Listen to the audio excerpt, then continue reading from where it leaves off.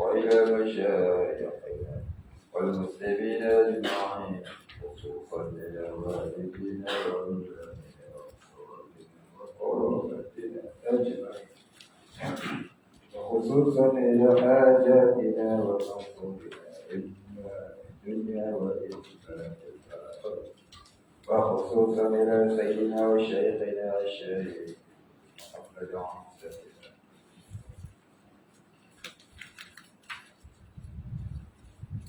ورسولهم وفروعهم والآخذين عنه شيء لله الفاتحة أعوذ بالله من الشيطان الرجيم بسم الله الرحمن الرحيم الحمد لله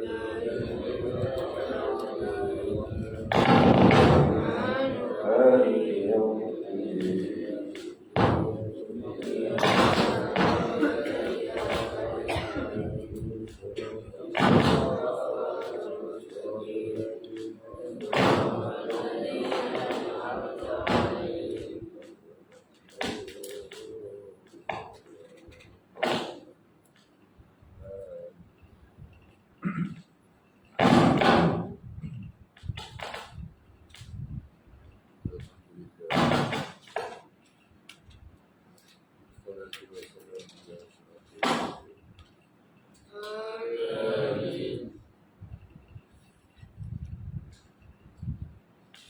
رب اشرح لي صدري ويسر لي امري واحلل عقدة من لساني يفقهوا قولي آمين لا علم لنا الا ما علمتنا انك عليم الحكيم آمين رضينا بالله ربا وبالاسلام دينا آمين نبيا ورسولا آمين اللهم اجعلنا من التوابين آمين والمستغفرين آمين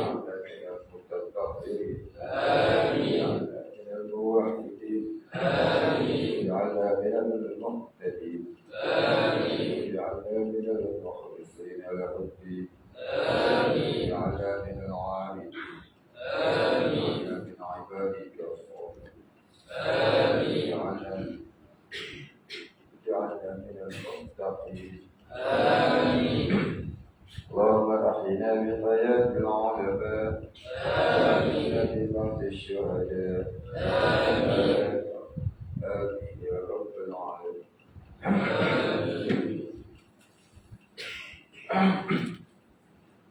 بسم الله الرحمن الرحيم قال المصنف والمؤلف رحمه الله تعالى ونفعنا به وبعلومه وبركاته آمين يا رب العالمين. قال المصنف bermula Tuhan kita subhanahu wa ta'ala ada baginya kalam lafzi dengan makna bahawasanya menjadi ia akan dia pada lauhul mahfuz, maka menunjuk ia pada Allah atas bahawa bagi Allah Ta'ala itu kalam nafsi.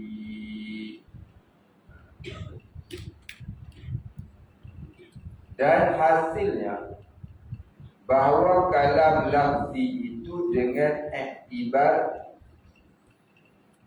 dalalah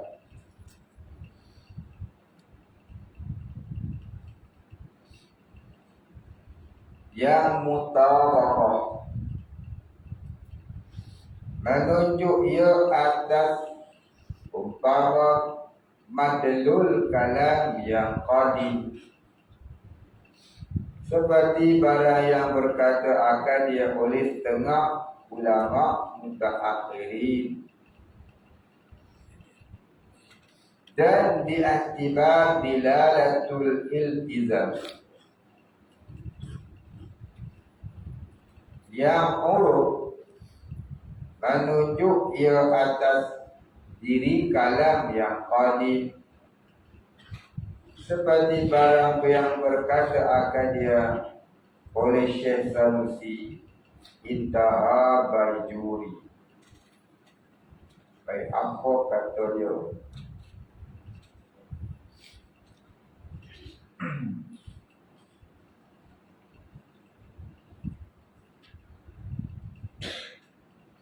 Bermula Tuhan kita Subhanahu wa ta'ala ada baginya kalam lafzi dengan makna dengan pengertian bahawasanya menjadi ia akan dia pada lauhul mahfuz. Titik itu. Maknanya kalam lafzi itu kalam yang tertulis di lauhul mahfuz. Cuba tengok Aqidatul Mu'minin dia dah tulis kalam tu ada berapa?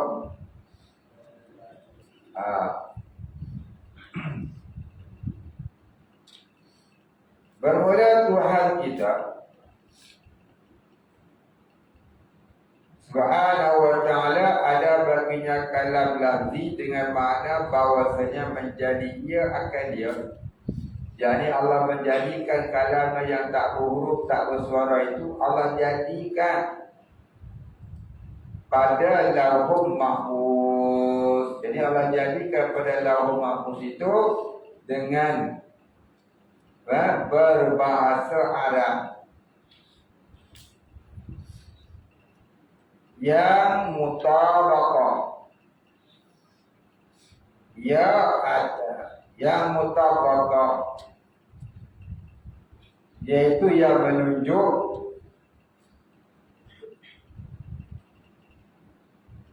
yang mutabaqah itu ya, mutabaqah maknanya dengan pengertian penunjuk yang seumpama.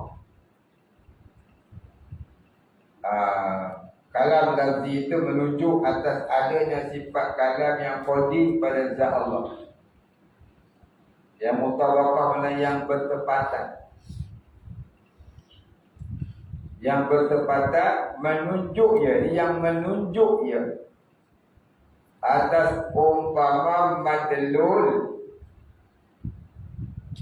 Madlulnya apa ya? Yang ditunjukkan kalam yang qadim. Titik. Baik, maknanya kalam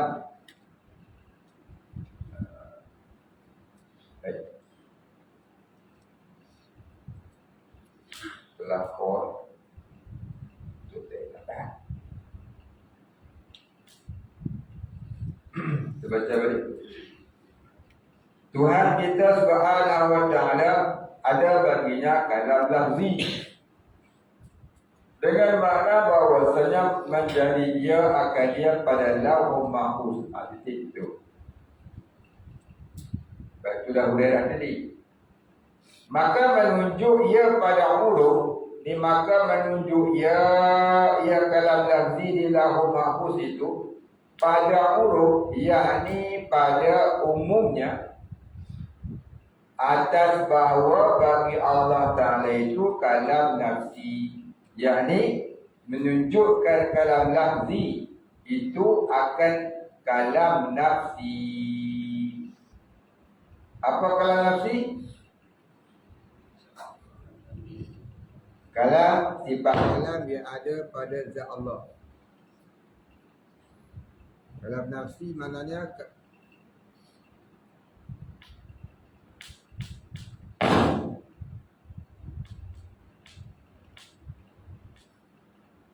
kalam nafsi maknanya kalam sifat kalam yang ada di zat Allah.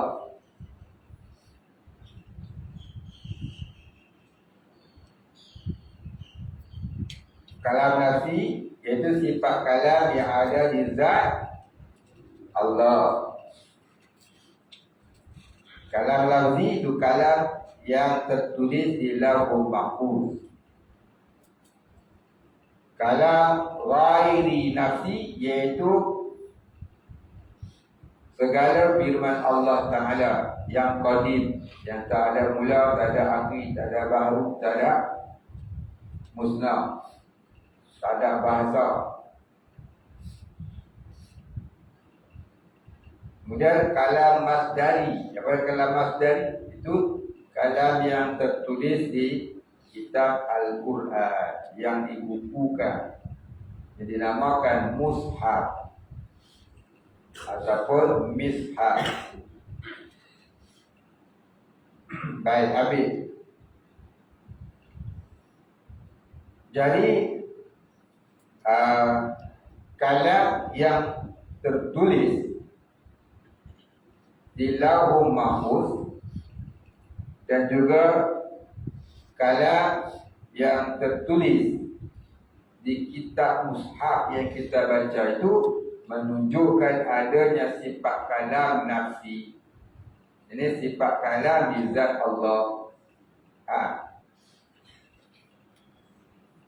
Maka dua-dua itu kalam di Lauhul Mahfuz dan kalam di dalam mushaf yang kita baca itu menunjukkan adanya sifat kalam di zat Allah. Itu dia nak cover di sini.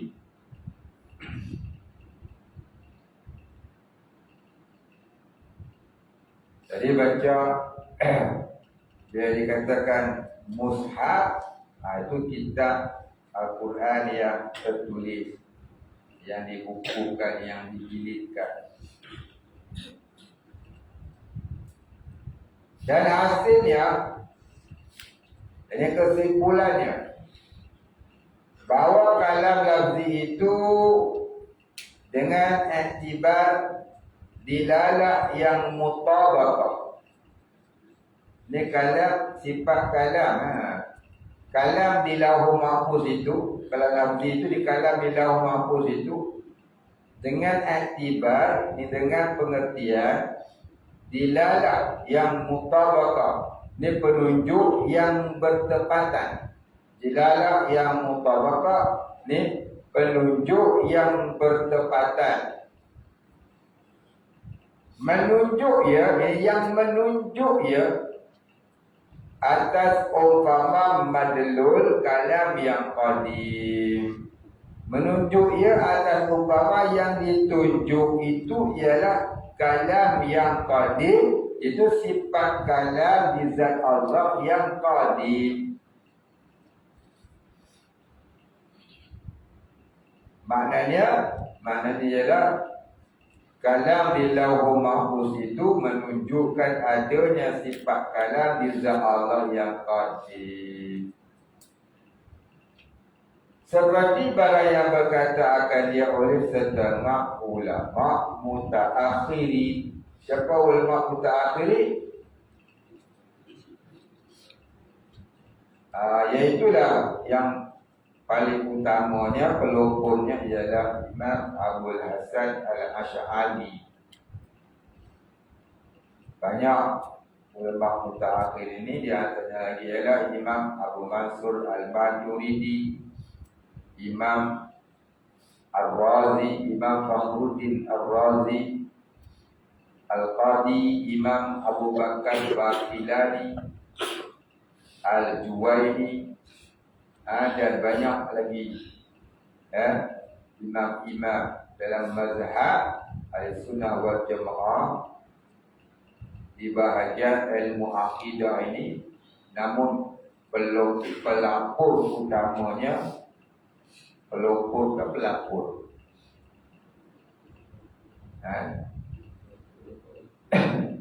pelapor dia yang melaporkan kepada kita.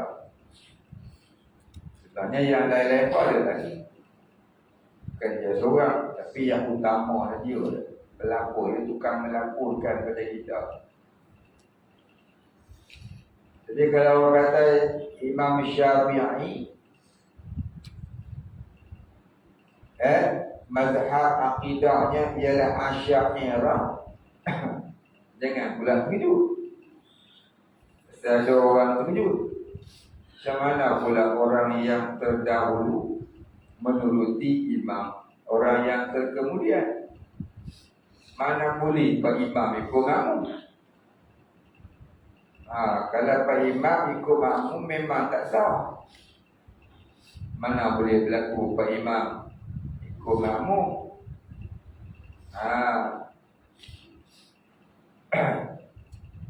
Jadi maksudnya tu Kita kata Imam Abu Hasan Asy'ari itu pelapor. Pelapor pun boleh, pelopor pun boleh. Kalau pelapor maknanya lain. Bila kita kata pelapor ni maknanya sebelum dia tu ada lagi orang lain. Sebelum orang lain tu ada lagi orang lain. Sebelum dia tu ada lagi orang lain sampai Nabi Adam alaihissalam.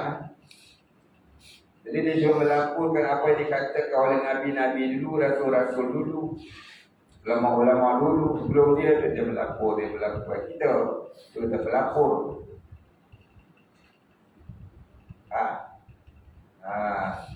Jadi kalau kita kata Imam Syafi'i itu akidahnya Asy'ariyah, jangan pula kita kata siapa pula Imam Abu Hasan Asy'ari. Ya, tu kemudian Imam Syafi'i itu lagi awal dia ikut Imam Abu Hasan Asy'ari. Maksudnya tu gini, akidahnya tu sama macam akidah Abu Hasan Asy'ari. Di mana akidahnya tu sejak dulu lagi sejak zaman Nabi lagi. Sejak zaman Nabi Adam lagi tauhid ni serupa semua. Maka yang dulu selepas itu ialah pelapor-pelapornya ada Nabi Idris pelapor. Ya, apa yang dibawa oleh Nabi Adam. Nabi Nuh pelapor apa yang dibawa oleh Nabi Adam dan Nabi Idris. Itulah seterusnya. Maka kalau kita kata Nabi Adam akidahnya sama macam Nabi Muhammad, telah. Kalau kita kata Nabi Adam ikut Nabi Muhammad, telah. Seikutan dengan Nabi Muhammad lah maksudnya tu. Jadi kalau kita kata Syafi'i akidahnya Asy'ariyah, masa ikutan dengan Asy'ariyah. Jadi walaupun dia dulu, kalau kita kata dia tu Asy'ariyah, tak ada. Sama akidah dengan Asy'ariyah. Itu namanya mantik saja. Ya, mantik saja. Tak sama dengan makmum, tak sama dengan imam ikut makmum. Bukan lagu tu. Yang kita kata rukun sembahyang 13 perkara, mesti ikut satu persatu. Itu namanya 13 perkara secara tertib. Sebab Allah ada 20 yang wajib kita tahu. 20 itu tak dinamakan tertib. Dinamakan apa? Amrun ihtibari. Kalau kita amanah dulu pun dah kok. Semua tu qadri berlaku. Ya, disebut wujud dulu tu atas jalan apa? Atas jalan logik akal. Atas jalan logik akal. Kena cerita kata dia ada tu, baru cerita sifat dia. Kalau nak cerita kalam dulu boleh. Maka jangan kita rasa pelik. Dia kata ilmu tauhid. Ilmu mati. Cuma jangan lupa balah. Berbalah ilmu tauhid ini menang politik, kalah politik. Melainkan orang itu sesat. Kita nak membetulkan kesesatan dia itu, jangan sampai orang itu sesat. Maka diadakan majlis mujadalah, perdebatan. Jadi nak berdebat dengan orang sesat ni, jangan pakai Al-Quran. Pasal orang sesat, dia tak percaya Al-Quran. Itu juga dengan orang pembida'ah. Pembida'ah nak ajak dia ke jalan ahli sunnah, jangan pakai Al-Quran. Pasal dia pun pakai Al-Quran juga. Tapi ayat Al-Quran yang dia faham menurut logik akal dia, yang tak mengikut salur galur kaedah mufassirin yang sebenar. Maka orang-orang melalui pembida'ah dan orang sesat ni,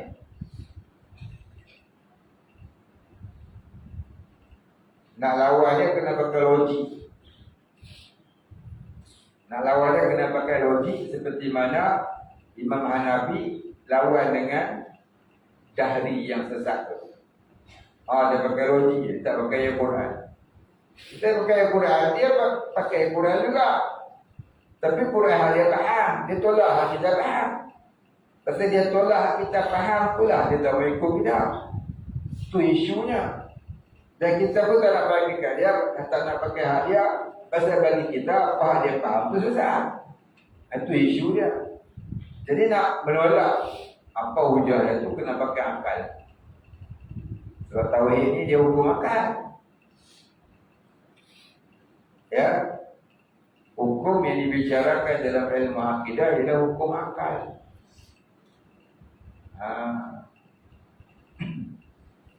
Hukum yang dibicarakan dalam ilmu ibadah ialah hukum syarak.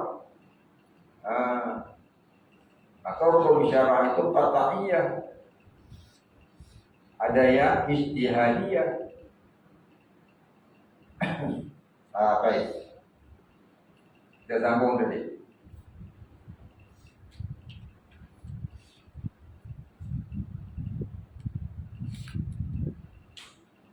Dan dengan i'tibar dilalah iltizam yang uruf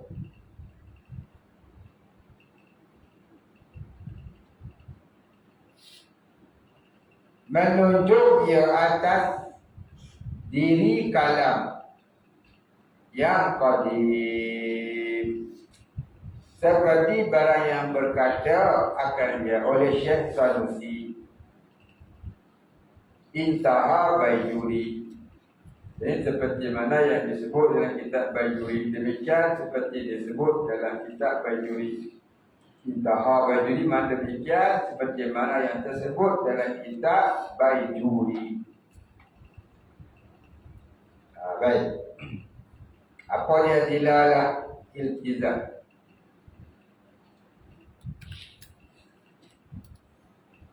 Dilalah iltizam yang urufi, yang uruf.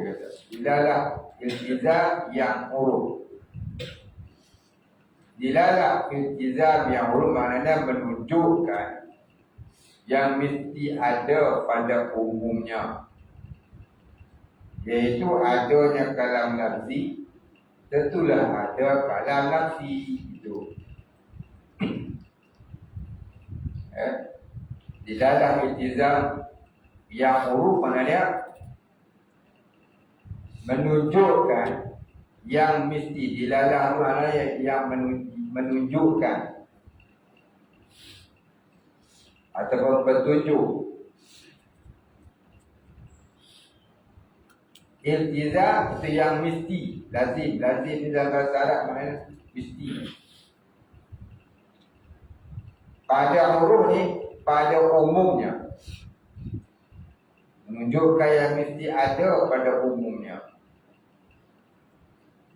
Maksudnya apa dia? Maksudnya itu ialah jika ada kalam lafzi, tentulah ada kalam nafsi.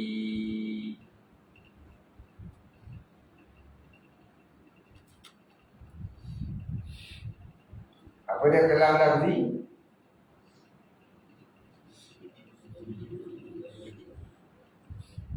Dah abora tadi, saya cerita banyak kali lah kan.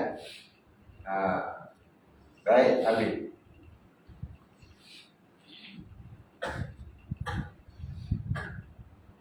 Demikian seperti berkata oleh Syekh Sanusi, ini Imam Sanusi, seperti yang tersebut dalam kitab Baijuri. Baik, habis. Dan telah muafakat segala ulama adalah kalam Allah itu tiada berdiri ia pada dua zat, dan tiada berkata-kata dengan dia dua orang. Jadi bukanlah berhadap-hadap depan dua orang, bukan berhadap-hadap dengan sesuatu, bukan berhadap-hadap dengan malaikat, bukan berhadap-hadap dengan Nabi Musa. Bukan itu Macam kita sembang dengan kawan kat kedai kopi, aku tengok muka hang tengok muka aku tengok mata hang, aku tengok tengok mata aku, tu berhadap. Berhadap-hadap. Jadi kalam Allah itu bukanlah begitu. Kalam Allah itu ya, yang pertamanya tak ada satu jua pun yang serupa kata sifat kalamnya di zat Allah. Itu dia kata tiada berdiri ia pada dua zat. Maksudnya tak ada satu jua pun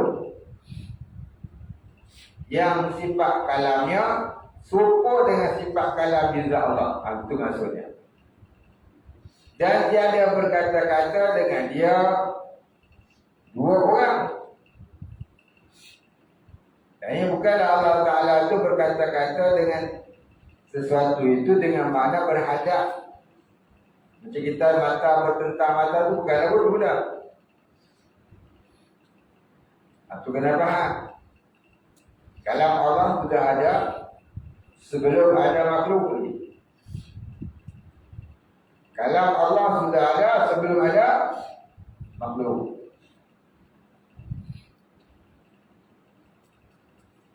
Jadi makna Allah berkata-kata dengan Nabi Musa itu, Kallamallahu Musa taklima, dan berkata-katalah Nabi Allah Musa,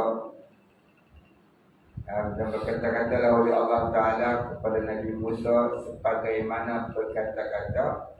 Bukanlah tak kala itu Allah berkata direct dengan Nabi Musa. Bukan maknanya berkata direct. Macam kita kata face to face. Mata bertentang mata dalam bidik mesyuarat. Bukan begitu. Masuk wakallamallahu Musa taklima itu ialah Allah mentajalikan kalamnya yang qadim kepada Nabi Musa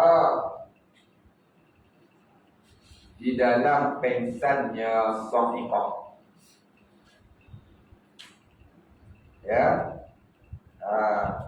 Bukan kalau datang cakap Nabi Musa macam kita datang syarat kat bukan bangunan parlimen bangunan apa tidak. Kalam tu dah ada dah. Kalam tu qadim. Dah ada pada azali. Belum tertulis di Lauhul Mahfuz pun dah ada dah kalam tu. Maka pada ketika Nabi Musa sampai ke Tur Sina, Allah mentajalikan kalamnya itu. Ini Allah Ta'ala menyatakan kalam yang qadim itu kepada Nabi Musa.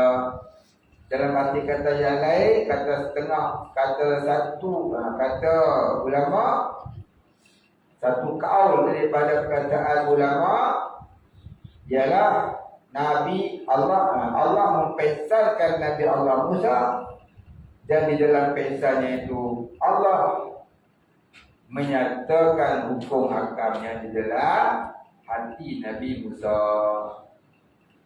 Bila Nabi Musa terjaga dari pesan, maka Nabi Musa ingat apa hukum yang Allah Ta'ala sampaikan ke dalam hatinya dalam pesannya tadi.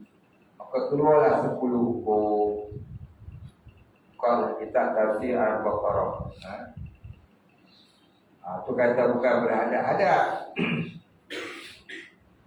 Tentang wakallamallahu Musa taklima itu ada 12 kaul. Ada 12 pendapat ulama. Pendapat yang paling masyhur, pendapat yang saya sebut tadi lah.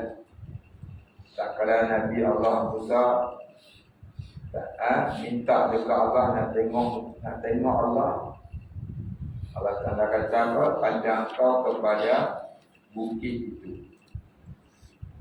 Lalu Allah Ta'ala nampakkan kepada Nabi Musa bukit itu bergegar. Akibat gegaran yang kuat itu menyebabkan Nabi Musa jatuh pingsan. Dalam Quran disebut sahiqah. Maka dalam sahiqahnya itu Allah menyatakan kalamnya yang tak buruk, tak bersuara, jadi satu kepahaman kepada Nabi Musa. Maka Nabi Musa olahkan dalam bahasanya, bahasa Kipti. Jadilah 10 hukum.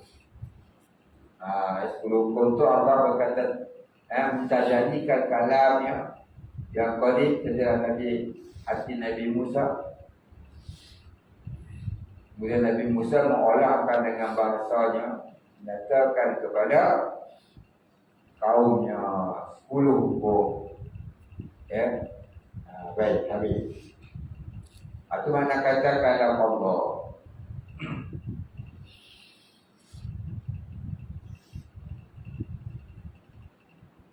Dan tiada berkata-kata dengan kalam Allah melainkan Allah Ta'ala dua. Allah nak cakap dengan diri dia sendiri, cakap dengan orang, cakap dengan Nabi, cakap dengan Rasul, direct duduk puan, kata face to face pun kata, bukanlah betul kan? Dengan salah faham, banyak orang salah faham. Allah cakap dengan malaikat, Allah cakap dengan Nabi Ibrahim.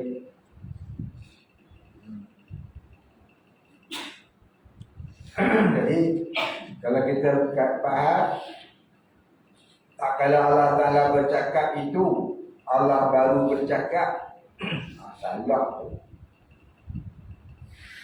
Ya, maksud bercakap Allah dengan makhluk, bukan tak kalau bercakap tu berlaku percakapan tu, bukan. Tak kalau Allah Ta'ala bercakap tu, Allah bercakap tu dengan mana Allah mentajadikan kalam yang qadim kepada makhluk yang dihadap cakap. Seperti Allah cakap dengan malaikat. Bukanlah Allah tu cakap, Allah tu berlaku dah. Kalam tu dah ada dah. Waktu azali itu Allah tunjukkan pada waktu itu. Faham? Banyak kali dah kita ni jangan salah faham. Bila kita salah faham, kita kata tak kala Nabi Musa sampai ke Tursina, waktu itulah Allah bercakap. Jadi kalam Allah tu tak qadim. Kalam Allah tu baru.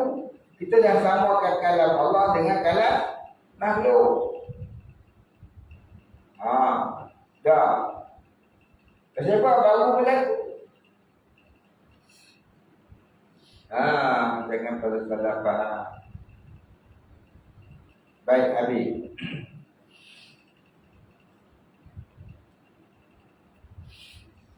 Dan tiada berkata-kata dengan kalam Allah melainkan Allah Ta'ala jua. Maknanya masa Allah Ta'ala bercakap itu, Allah bercakap dengan dirinya.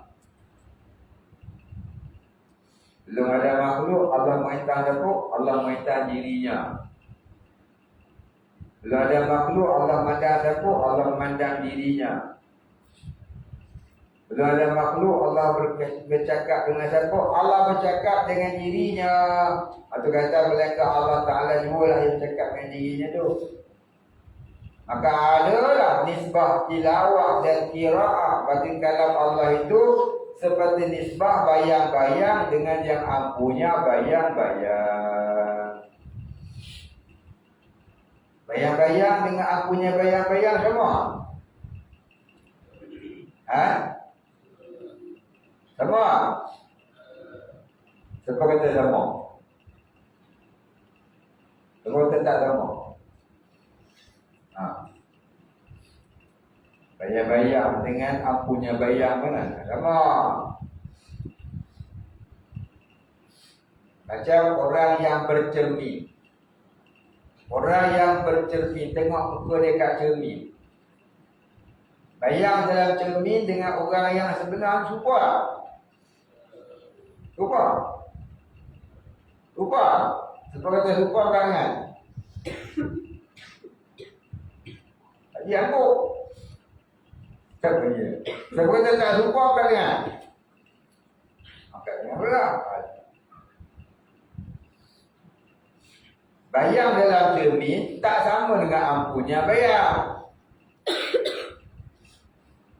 Bayang dalam cermin itu dinamakan mazhar. Kalau cakap Melayu kita kata bayang-bayang. Cumanya bayang dalam cermin menunjukkan adanya ampunya bayang. Jadi bayang dalam cermin tak sama dengan yang ampunya bayang. Jadi kita baca Quran itu pembayang kepada kalam Allah yang qadir. Ya Quran yang kita baca tu, yang kita baca tu alif lam mim, itu pembayang kepada adanya sifat kalam Allah yang qadir di zat Allah. Itu maksud dia. Maka barang siapa berkata bayang-bayang itulah yang ampunya bayang-bayang, nescaya dikatakan tilawah itulah kalam Allah. Dan barang siapa mengatakan bayang-bayang itu lain daripada yang ampunya bayang-bayang, hanya bayang-bayang itu menunjukkan yang ampunya bayang, nescaya dikatakan tilawah itu menunjukkan kalam Allah dua.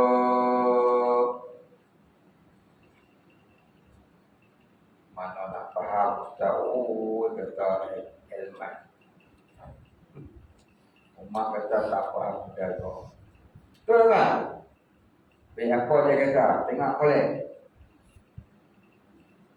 Maka barang siapa berkata bayang-bayang itulah yang ampunya bayang. Maknanya apa ya? Bayang dengan ampunya bayang dia kata serupa tu salah. Salah amat. Bayang pokok dengan pokok serupa. Siapa dia kata apa yang dibaca dengan apa yang dibaca pada Quran itu begitulah kalam yang di zat Allah, maka salah. Sebab apa salah? Pasal Quran itu ada bahasanya, bahasa Arab. Quran itu ada hurufnya, huruf Arab. Quran itu yang kita baca tu ada mula, ada akhir. Siapa kata begitulah macam mana bacaan, macam mana ayat Quran yang kita baca, begitulah sifat kalam di zat Allah. Salah. Macam mana Quran itu kita baca, begitulah firman Allah yang qadir. Salah. Pasal apa salah? Pasal kitab Quran yang kita baca tu Allah jadikan. Yang asalnya itu kalam Allah tak huruf, tidak bersuara, tidak berbahasa. Macam pokok dengan bayang pokok. Terjadi bayang pokok sebab apa? Ada matahari. Suluh dia. Jadi yang terjadi daripada pokok itu bukan pokok. Allah menjadikan Al-Quran yang qadim itu dijadikan jadi berhuruf, jadi bersuara. Itu bukan kalam Allah yang sebenar. Itu iktibar saja. Iktibar kalam Allah yang sebenar. Kitab Quran yang kita lalu baca ni iktibar kalam Allah yang sebenar. Apa maksud iktibar? Pengertian yang di dalam bahasa Arabnya gitulah. Tapi bukanlah kalam Allah yang sebenar. Kalam Allah sebenar tak ada huruf, tidak ada suara, tidak ada bahasa,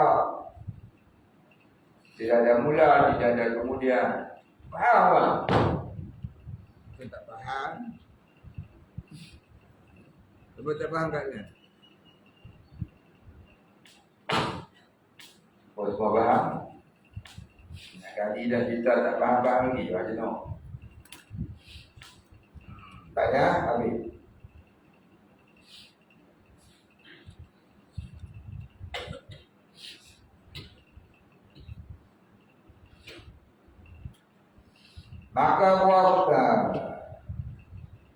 Maka telah muafakatlah ulama Ahlussunnah mengatakan Quran itu kalam Allah yang qadim.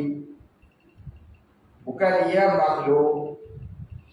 Sebab takut memberi wa'ad Kalau dikatakan Quran itu baharu, maka jadi kalam Allah yang berdiri pada zat itu baharu, maka telah lalu. Jadi telah lalu keterangannya dulu bahawa iktikad yang demikian itu kufur. Waliyadzubillah. Ini pun dah cerita dahulu kan? Cerita lagi? Cerita lagi? Cerita lagi? Baik. Dah. Kalau faham? Faham? Oh, faham bagus. Siapa tak faham punya saya? Siapa tak faham? Siapa tak faham kan? Apa tak faham punya saya? Juga aku tak faham apa punya saya? Siapa tak faham punya saya katakan saya faham. Orang ngaji macam mana tak faham? Saya ngaji sekali juga. Tanya saya cerita banyak kali.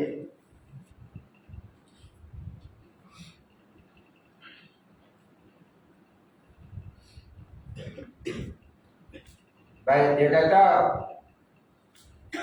maka telah muafakatlah segala ulama ahli sunnah. Muafakat ni bersepakat. Bersepakat berpendapat. Itu. Muafakat maknanya bersepakat berpendapat. Oleh ulama ahli sunnah mengatakan Quran itu kalam Allah yang qadim, bukan dia makhluk.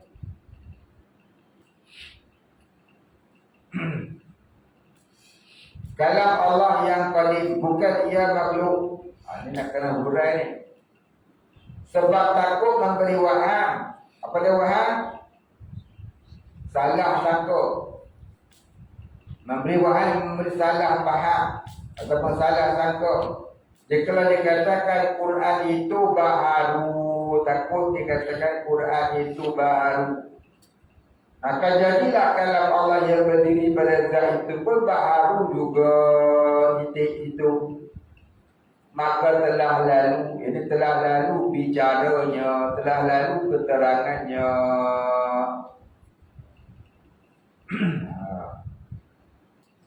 Jadi yang kata kalam qadim itu yang mana? Saya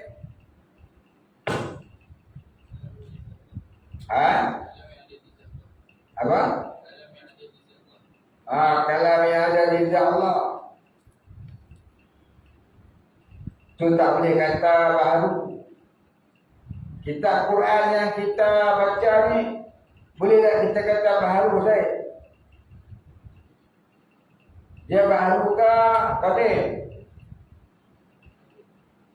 Boleh tak kita kata baharu? Pasal apa tak boleh kita kata baharu?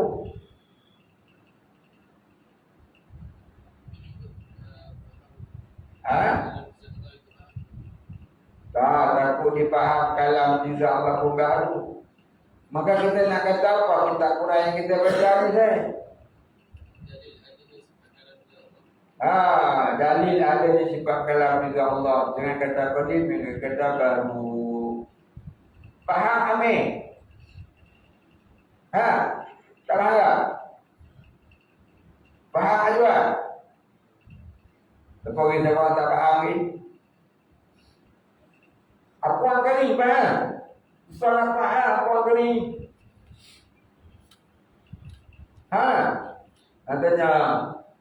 Tanya saya dia faham semua. Muli macam reporter. Tanya tak dua pun nak kata.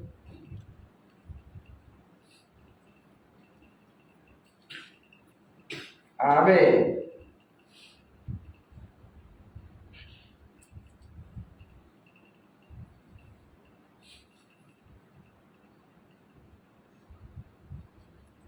Tu dia nak cerita tu tu lah yang kita dulu cerita selalu tu.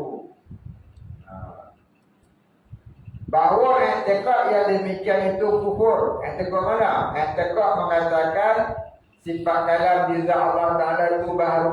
Itu jadi kafir. Maka ditelakkan dengan Diitlakkan yang ditentukan. Diitlakkan yang ditentukan. Maka diitlakkan maka ditentukan. Apa makna itlak? Ilman? Kita tahu ya. Barang yang menunjukkan atas kalam Allah itu dikatakan kalam Allah. Apa dia? Barang yang menunjukkan atas kalam Allah itu dikatakan kalam Allah. Apa barang yang menunjukkan atas kalam Allah? Barang yang menunjukkan maknanya kitab Al-Quran itu dalil bahwasanya Allah bersifat kalam. Kitab Al-Quran itu dalil ataupun bukti bahwasanya Allah bersifat kalam. Maka dikatalah kitab Quran itu kalam Allah. Ya, maka dikatalah Al-Quran itu kalam Allah. Faham? Sebab takut waqa'ah seperti demikian. Ya, sebab takut salah sangka dipahamnya Quran itu baharu.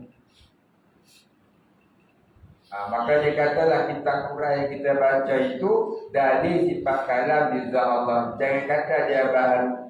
Takut saya waktu kata kalam Allah di zat Allah itu pun baharu. Baik, faham juga. Dan telah lalu bahawa kalam Allah sifat yang satu wujud.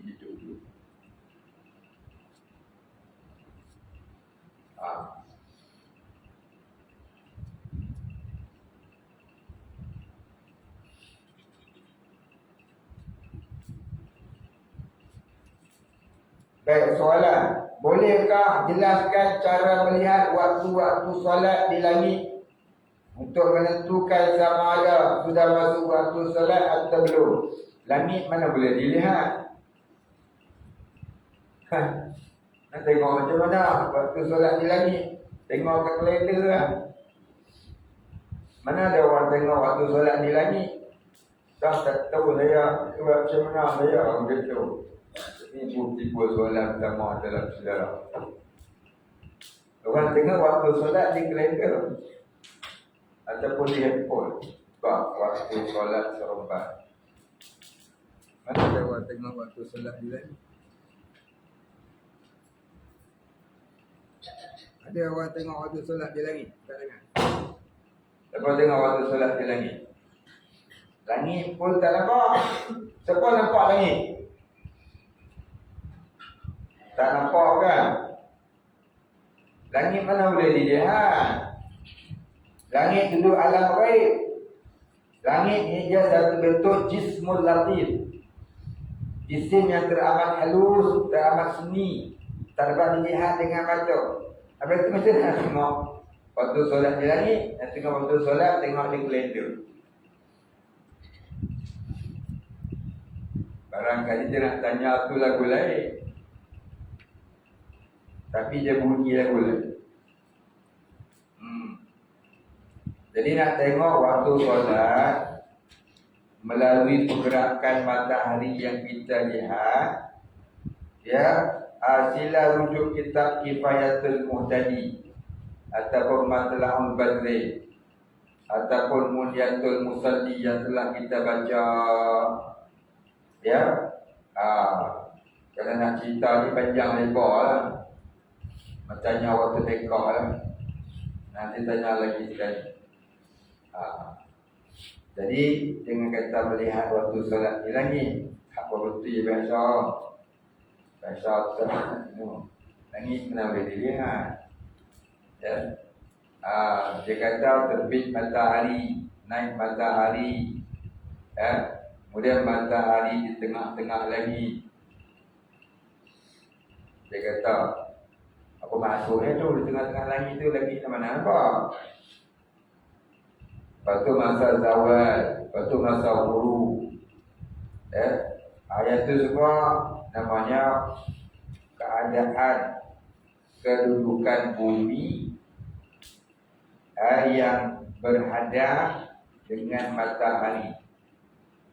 Keadaan bumi yang berhadap dengan matahari. Maka pada zahir pandangan kita kata matahari yang bergerak. Sebenarnya bumi itu yang bergerak. Kenapa kita kata matahari bergerak? Pasal kita tak terasa bumi ni bergerak. Dia nampak matahari bergerak. Maka diberikan bahasa itu apa yang zahir pada pandangan mata mazhar minha. Pada zahir pandangan mata macam matahari bergerak. Sebenarnya bumi ni yang bergerak. Tapi kenapa kita tak terasa bumi bergerak? Kerana tarikan graviti bumi. Tarikan graviti bumi menyebabkan geraknya bumi ni kita tak terasa. Faham? Jadi hari ini nak cerita panjang lebar ni Cik Rehan Arif. Nak cerita ni panjang, setengah jam tak cukup. Jadi ceritanya lain lah, lain kali dah saya jawab.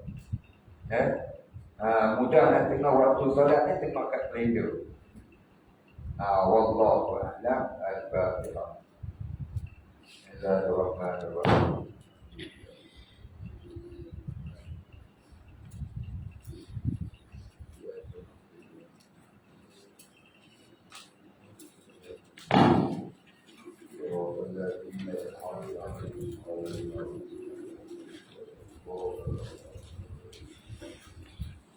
Bismillahirrahmanirrahim. Alhamdulillahi rabbil alamin.